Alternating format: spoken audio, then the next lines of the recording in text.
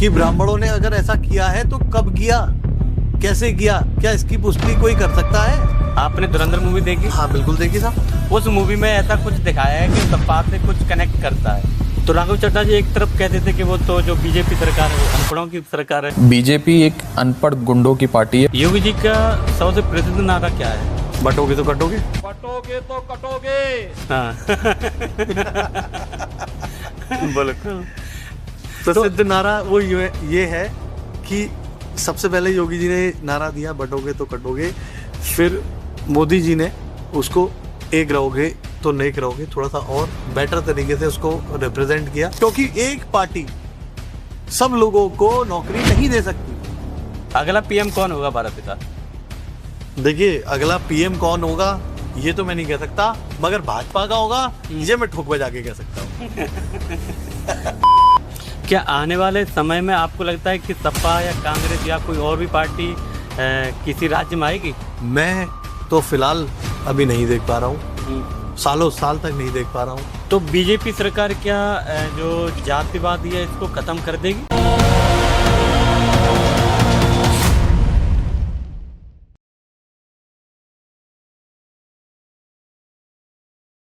Hello everyone, welcome to Fantastico talks. जो कि आज हमारे साथ हैं नीतीश भारद्वाज, जो कि एक भाजपा के नेता हैं, आगरा शहर के पार्षद हैं। तो आज कुछ बात करेंगे कुछ ऐसे मुद्दे जो कि हर किसी के माइंड में उगते हैं बट उनका जवाब बहुत ही कम मिलता है। हो सकता है कि बीजेपी कुछ बातें आपको शायद बुरी लग सकती हैं, हो सकता है बहुत सारे लोगों को बीजेपी की आदतें बहुत अच्छी लगती हैं। तो आज अच्छी लगती हैं तो आज इसलिए पूरे देश में बीजेपी सरकार है हमारी।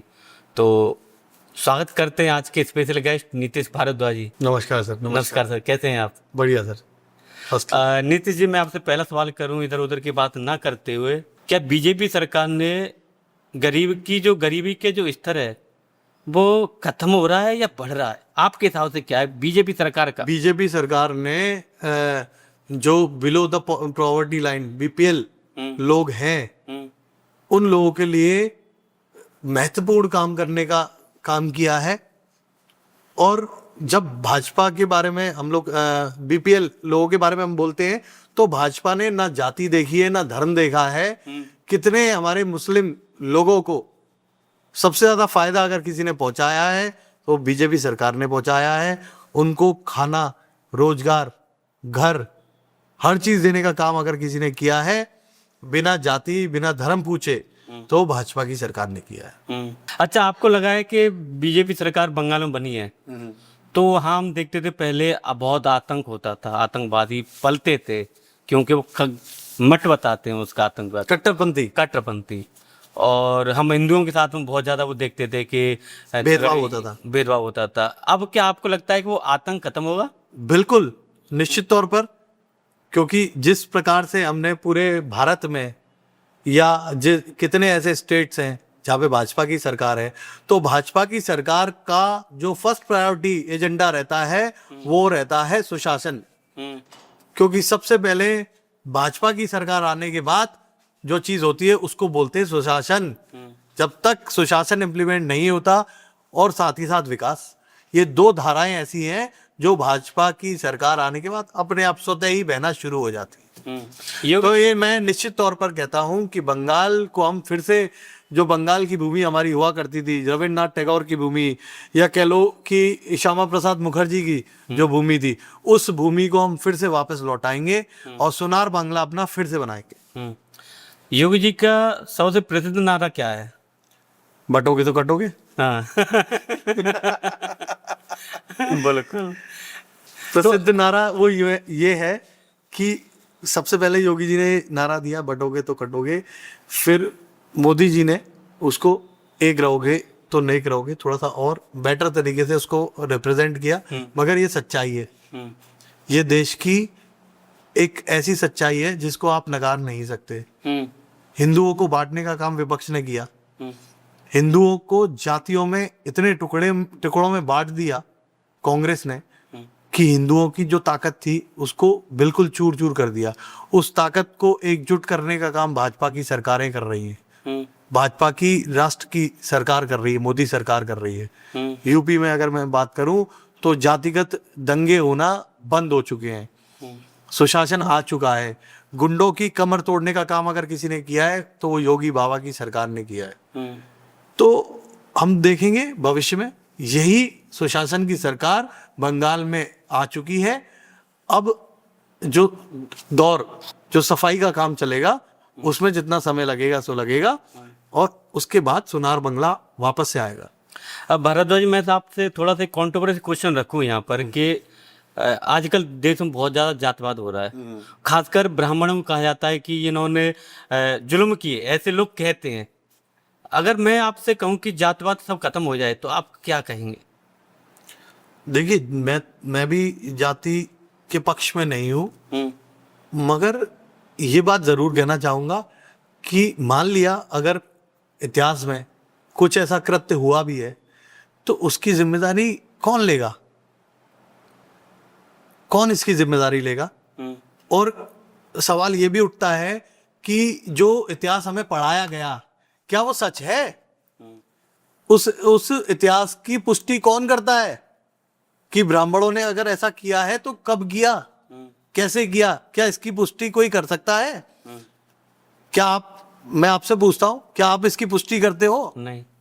तो जो भ्रमित करने का काम कांग्रेस ने किया या अन्य पार्टियों ने किया, ये उसकी वजह से जो फेक नैरेटिव सेट किए गए और जातियों को बांटा गया, तोड़ा गया, हिंदुओं को आपस में लड़वाया गया, ये एक षड्यंत्र के तहत हुआ।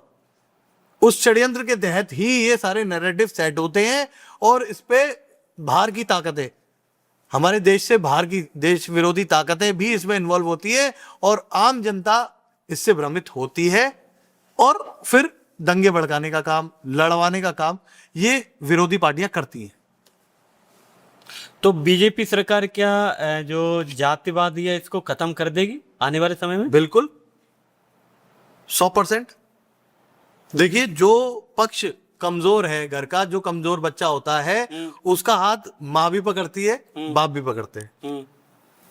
तो जो अगर कमजोर तबका हमारा है, चाहे वो किसी भी जाति का हो, मैं कोई पर्टिकुलर जाति के बारे में नहीं बोलना चाहता, तो उसकी अगर कोई मदद सरकार कर रही है तो इसमें गलत क्या है?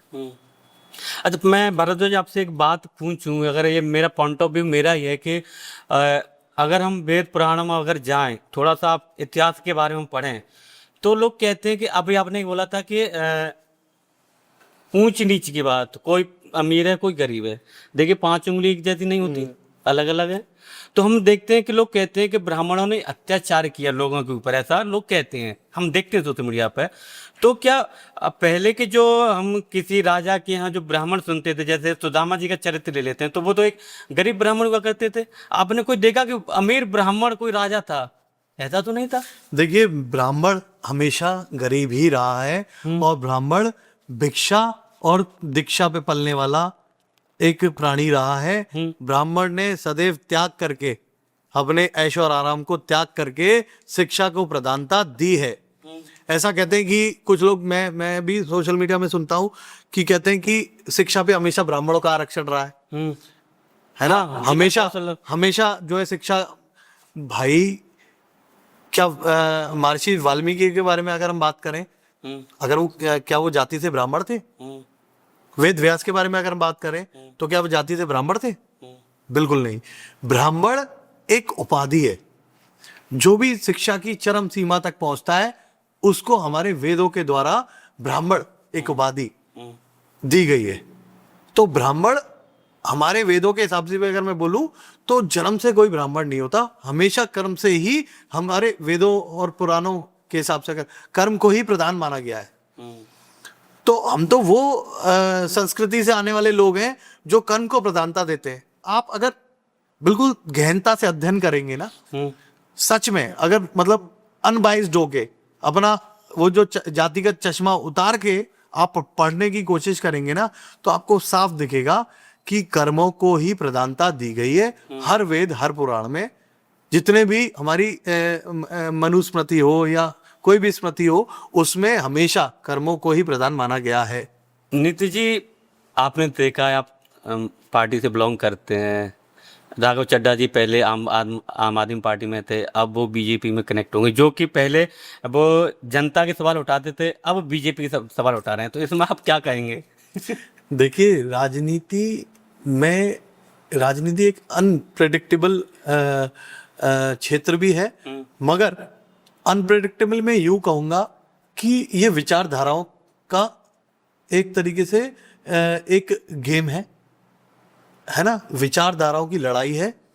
तो जब जिसको जौन सी विचारधारा पसंद आ रही है, अगर मान लीजिए कि राघव चड्ढा जी को भाजपा की विचारधारा अगर उन्हें पसंद आ रही है, उनके साथ रह के वो सोचते हैं कि जनता का ज्यादा विकास कर पाएंगे या बहुत मुद्दे उठा पाएंगे, क्योंकि आम आदमी पार्टी ने तो उनका जो है माइक ही छीन लिया, उनकी आवाज ही छीन ली उनसे, उनसे उनका बोलने का अधिकार ही छीन लिया। तो अगर उनको अधिकार भारतीय जनता पार्टी में बोलने का मिल रहा है तो इसमें क्या गलत बात है? भारतीय जनता पार्टी तो सबका साथ, सबका विकास और सबका विश्वास में बिलीव करने वाली पार्टी है, और वो हमेशा जो राष्ट्र के साथ है वो भाजपा के साथ है, इस नीति पे चलने वाली पार्टी है। तो राघव चड्ढा जी एक तरफ कहते थे कि वो तो जो बीजेपी सरकार है वो अनपढ़ों की सरकार है। देखिए, मैं इस बारे में यूं कुछ नहीं बोलूंगा, क्योंकि कई बार परिस्थितिवश आकर आदमी, क्योंकि देखो भाई, वो जिस भी पार्टी से बिलोंग करते थे या जहां पे वो थे, तब उन्होंने क्या किया क्या नहीं किया, जब हमारा संविधान इस बात की अनुमति देता है कि वो पार्टी बदल के अपनी विचारधारा बदल सकते हैं, तो मैं कौन होता हूं उन पे सवाल उठाने वाला। तो अगर उनका ऐसा मानना है कि अब उनकी सोच बदल चुकी है और वो भाजपामय हो चुके हैं, तो इसमें गलत बात क्या है? आज का युवा बेरोजगार क्यों घूम रहा है इतना? मैं तो कहूंगा कि जो योग्य है वो रोजगार पा चुका है, जो वाकई में आज आप सोचो कि आज भाजपा की सरकार में इतनी अपॉर्चुनिटीज आपके हाथ में है। मैं कहता हूं कि जो आज के समय में भी, जैसे आपकी मैं बात करूं, आप अपना चैनल चलाते हैं, अपना रोजगार चलाते हैं, आज इतनी अनेकों पॉसिबिलिटीज का समय है भाजपा के स्वर्णिम काल में। आज के युग में भी अगर आप अपने लिए कुछ नहीं कर पा रहे तो आपको अपने गरेबान में झांकने की जरूरत है। क्यों? क्योंकि एक पार्टी सब लोगों को नौकरी नहीं दे सकती। आपको स्वरोजगार की तरफ प्रेरित अगर करने का काम किसी ने किया है तो भाजपा की सरकार ने किया है, चाहे वो मुद्रा योजनाएं हो या अनेकों अनेक योजनाएं हो। आपको बिना कोलेटरल के, बिना किसी कोलेटरल जो बैंक में देना पड़ता है, उस बिना कोलेटरल के आप अपने एक अच्छे आइडिया को बैंक मैनेजर के सामने प्रेजेंट करके आप मुद्रा लोन पा सकते हो, और उसमें अनेकों प्रकार की सब्सिडियां भी आपको मिलती है। तो ये सपोर्ट अगर जो ये इकोसिस्टम जो प्रोवाइड करा रही है वो भाजपा ही प्रोवाइड करा रही है आज तक के इतिहास में। ओके। तो इस काल में भी अगर आप अपने लिए कुछ नहीं कर पा रहे हैं तो आपको अपने गरेबान में झांकने की जरूरत है। और मैं खुद भी एक यूथ, मैं खुद भी हूं, मैं एक बिजनेसमैन भी हूं, और मैं इस बात को ठोक बजा के कह सकता हूं कि जो इकोसिस्टम भाजपा प्रोवाइड करा रही है वो शायद ही हमने ख्यालों में भी सोचा होगा। अगर हम अपने इतिहास में देखें तो कितना बेकार हमारा सिस्टम था, उस सिस्टम को जीएसटी से रिप्लेस किया गया और बहुत सारे रिफॉर्म्स किए गए, और उसके तहत इतना इजी जो है कंपनी को रजिस्टर करना हो गया है, एक व्यापार को चलाना इतना इजी हो गया आज की डेट में।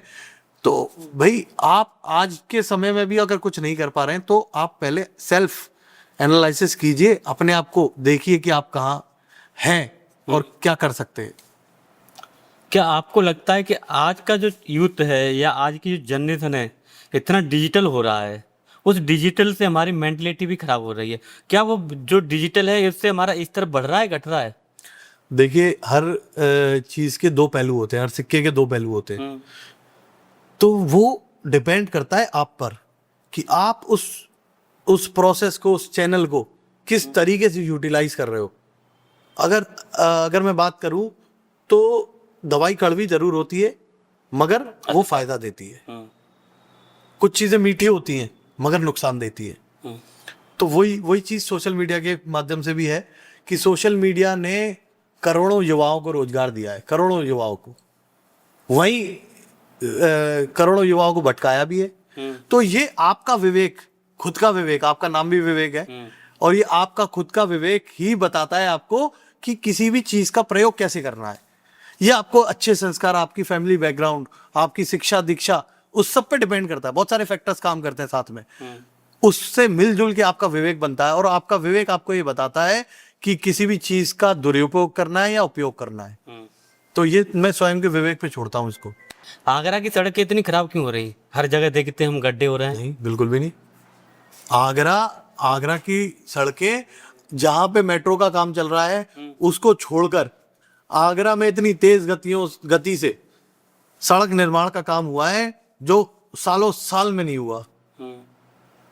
जब से भाजपा की सरकार जो है 2017 के बाद से और 2014 के बाद से जो विकास कार्य आगरा ने जो प्रगति की रफ्तार पकड़ी है, वो शायद ही किसी सरकार की। अगला पीएम कौन होगा भारत का? देखिए, अगला पीएम कौन होगा ये तो मैं नहीं कह सकता, मगर भाजपा का होगा ये मैं ठोक बजा के कह सकता हूँ। आपने धुरंधर मूवी देखी? हाँ, बिल्कुल देखी साहब। उस मूवी में ऐसा कुछ दिखाया है कि सपा से कुछ कनेक्ट करता है, क्या वो सही है? निश्चित तौर पर। अतीक अहमद का आतंक आप जानते हैं, आतंकवादी बोलूंगा मैं उसको। उसने एक पुलिस वाले की खाल को छिलवाकर चौराहे पे टंगवाया था। वो सपा के कार्यकाल में हुआ था। उस जैसे व्यक्ति को सपा के सुप्रीम लीडर्स उसके कुत्ते को शेक हैंड करते थे स्टेज पे। और ऐसे मुजरिमों को, ऐसे आताताइयों को मिट्टी में मिलाने का काम अगर किसी ने किया है तो वो योगी सरकार ने किया है। तो वो अगर स्पष्ट रूप से किसी मूवी निर्माता ने अगर अपनी मूवी में चित्रित कर दिया है तो इसमें क्या बुराई है? बिल्कुल, उसने डिस्क्लेमर और वो सारी चीजें भी दी है, प्रेरित होके किया है। आप सोचो, आप उस कैरेक्टर को जानते हो जिसके बारे में हम बात कर रहे हैं, उसके आतंक के बारे में सब लोग भली भांति जानते हैं कि उसका आतंक किस जलजले से होता था। डकैती, जमीन कब्जा, भू माफिया, खनन, किडनैपिंग, सारे काम सपा के गुंडे के रूप में अतीक अहमद करता था। और आज उसको मिट्टी में मिलाने का काम जो किया है वो आप सबके सामने। क्या आने वाले समय में आपको लगता है कि सपा या कांग्रेस या कोई और भी पार्टी किसी राज्य में आएगी? मैं तो फिलहाल अभी नहीं देख पा रहा हूँ, सालों साल तक नहीं देख पा रहा हूँ, क्योंकि जो सुशासन और विकास की गंगा बही है उसमें जन जन उस विकास की गंगा में डुबकी लगा रहा है और खुश है। तो मैं तो देख ही नहीं पा रहा हूँ। बीजेपी सनातन के लिए कितना काम कर रही है? बीजेपी सनातन के लिए वह आप खुद देखिए, जो राम मंदिर सालों साल से राम भक्तों की आस्था पे ठेस बन गए, वो विवादित ढांचा वहां पे था, उस ढांचा ढहा और उस ढांचे के बाद मंदिर बनाने का काम अगर किसी ने किया है वो भाजपा सरकार ने किया है। तो सनातन के लिए ही भाजपा सरकार का कार्यरत है, बिल्कुल निश्चित तौर पर। इसमें कहने में भी मुझे कोई गुरेज नहीं है। मोदी जी की सोच और बाकी जो पीएम रहे उनमें क्या अंतर रहा, आपने क्या देखा? देखिए, मोदी जी एक बहुत ही विजनरी आदमी है। वो आने वाले 10 साल तो अपनी टिप्स पे रखते हैं। वो इतने फ्यूचरिस्टिक है, वो इस उम्र पे भी जेनजीस के साथ कनेक्ट करते हैं, यूथ को कनेक्ट करते हैं। वो करंट अफेयर्स में इतने लिप्त रहते हैं, मतलब इतना नॉलेज, और इस उम्र पे जिस तरीके की कार्यशैली उनकी है, मैं कहता हूँ शायद ही किसी पीएम की आज तक मैंने देखी होगी। तो मोदी जी जैसी एनर्जी होना, ये कभी जभी सालों में कोई ऐसा व्यक्ति इस धरती पे जन्म लेता है तो उनमें से एक मोदी जी। क्या आपको लगता है कि उत्तर प्रदेश में नेक्स्ट सीएम भी योगी जी रहेंगे या कोई और? भाजपा की सरकार बनना तय है, सीएम कौन होगा ये पार्टी तय करेगी। तो क्या योगी जी पीएम बन सकते हैं? भाजपा में एक अदना सा कार्यकर्ता जमीन से उठ के शीर्ष तक पहुंचने की ताकत रखता है, जो कि कोई भी विश्व की कोई भी पार्टी ये आपको नहीं प्रदान करती। ये चीज आपको कोई पार्टी, ये चीज कोई सहूलियत नहीं देती, कोई भी पार्टी विश्व की। तो ये सहूलियत आपको भाजपा में मिलती है। आपके कार्यों को देखा जाता है, शीर्ष नेतृत्व हर समय आपको वॉच करता है, आपकी प्रतिभाओं को देखता है और आपकी प्रतिभा कहाँ बेस्ट तरीके से यूटिलाइज हो सकती है, इसका भी काम हमारे थिंक टैंक, जो कि हमेशा जो चिंतक, ऐसे ऐसे चिंतक संगठन के हमारे जो लोग हैं, वो इस चीज की चिंता करते हैं कि किस कार्यकर्ता को किस तरीके का काम दिया जाए जिससे कार्य में और प्रगति तेजी से हो। भारद्वाज जी, मैं आपसे व्यक्तिगत रूप से सवाल करना चाहूँगा कि मैंने बहुत सारे लोगों को इंटरव्यू लिए पॉलिटिक्स के लिए, जब वो किसी पार्टी में व्यक्ति आता है, चाहे वो कितना, जैसे आप बीटेक पढ़े लिखे इंजीनियर हैं और आप भी, अब मैंने अब आपसे बात कर रहा हूँ, तो एक जो नेता की एक भाषा होती है, लैंग्वेज होती है, उस लैंग्वेज में डल जाता है व्यक्ति, ऐसा क्यों? देखिए, नेता की एक मर्यादा होती है, उस मर्यादा को आप जब एक जनप्रतिनिधि के तौर पे या जनता के रूबरू होते हैं तो आप एक पार्टी का प्रतिनिधित्व कर रहे होते हैं, तो उस पार्टी की विचारधारा, उस पार्टी की सोच को आपको लेके आगे बढ़ना होता है और जनमानस तक उसको पहुंचाना होता है। तो जब आप जनता के बीच में जाते हैं या मीडिया के बीच में जाते हैं, सोशल मीडिया के माध्यम से या किसी भी माध्यम से, तो आपको उस विचार को अपने अंदर संजो के रखना पड़ता है, ये आपका कर्तव्य होता है। तो आप उसको क्या लैंग्वेज का नाम देना चाहते हैं वो मैं नहीं समझ पा रहा हूँ, मगर जो मैं कहना चाह रहा हूँ वो ये है कि आपका कर्तव्य है कि आप अपनी पार्टी की विचारधारा को जनमानस तक पहुंचाएं। नहीं, मैं ये कहना चाह रहा था कि जैसे कि आप इतने पढ़े लिखे हैं और फिर जब कोई कहीं इंटरव्यू होता है, कुछ भी होता है, तो वो एक प्योर एक हिंदी में आ जाता है शब्द उनके, जो जैसे भी आप बात कर रहे हैं। मैंने तो इंग्लिश के शब्द भी प्रयोग किए। हाँ, बट मैं सबसे ज्यादा जो गौर किया वो मैंने हिंदी के शब्दों को, जो कि ऐसा हो सकता है क्योंकि क्या है कि हिंदी हमारी मातृभाषा है और हिंदी को अपने दिल में रखना कोई बुरी बात नहीं है। जनता ज्यादातर हिंदी भाषी है, तो हिंदी जब आप बोलते हैं तो मुझे तो स्पेशली बड़ा गर्व का अनुभव होता है। मैं जब अच्छी हिंदी बोलता हूँ तो मतलब मैं गदगद हो जाता हूँ। तो हिंदी तो हमारी मातृभाषा है, इससे तो प्रेम करना ही चाहिए। और इंग्लिश हो या हिंदी हो, ये सिर्फ कम्युनिकेशन का एक माध्यम है, आदान प्रदान का एक जरिया है। तो भाषा कोई भी हो, तरीका आपका सही होना चाहिए, नीयत आपकी साफ होनी चाहिए। बिल्कुल। भारद्वाज जी, जो यूथ आपको सुन रहा है इस समय, इस पॉडकास्ट को देख रहा है, आगरा के स्पेशली लोग देखें आपको, तो उनके लिए आप क्या मैसेज देना चाहेंगे? आप आगरा को किस स्तर पर देखना चाहते हैं? देखिए, मैं आगरा के यूथ से और यहाँ पे आपके पॉडकास्ट के माध्यम से मैं आगरा के यूथ को आह्वान करता हूँ कि वो आए और भारतीय जनता पार्टी से जुड़े और राजनीति में अपना योगदान दे, राष्ट्र के प्रति अपना योगदान दे। क्योंकि भाजपा एक नवीनीकरण के युग में जो है अपना समय काट रही है। एक नवीन युग भाजपा का, एक जो जिसे हम स्वर्णिम काल भी बोल रहे हैं, वो शुरू हो चुका है और इसमें यूथ जितना ज्यादा इन्वॉल्व होगा वो उतना ही राष्ट्र के प्रति समर्पित होगा, राष्ट्र के काम आएगा। राष्ट्र के काम आना ही भाजपा की नीति है, विचारधारा है, सोच है। तो मैं यूथ से ये बात बोलूंगा, मैं आह्वान करूंगा कि अपने आप को सक्षम बनाएं, भाजपा की नीतियों के तहत अपना विकास करें और अपना विकास करने के बाद राष्ट्र का निर्माण करें। अपने आप को इतना सक्षम बनाएं ताकि वो इस राष्ट्र में अपना योगदान दे सके। अपने आप को योग्य बनाएं, शिक्षा के माध्यम से हो, चाहे आर्थिक रूप से हो। अपने आप को, अपनी प्रतिभाओं को उस लेवल पर पहुंचाएं कि वो राष्ट्र के काम आ सके। यही सोच के साथ भाजपा से जुड़ें और देश के काम में अपना योगदान दें।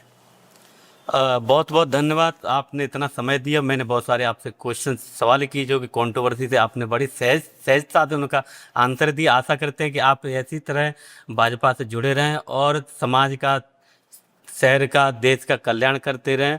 और मेरी उम्मीद है कि आप बहुत आगे तक जाएं और एक CM PM तक जाएं। मेरी तो यही शुभकामना है। तो इसी के साथ मैं आपसे विराम लूंगा। धन्यवाद। जय सिया राम। जय श्री राम।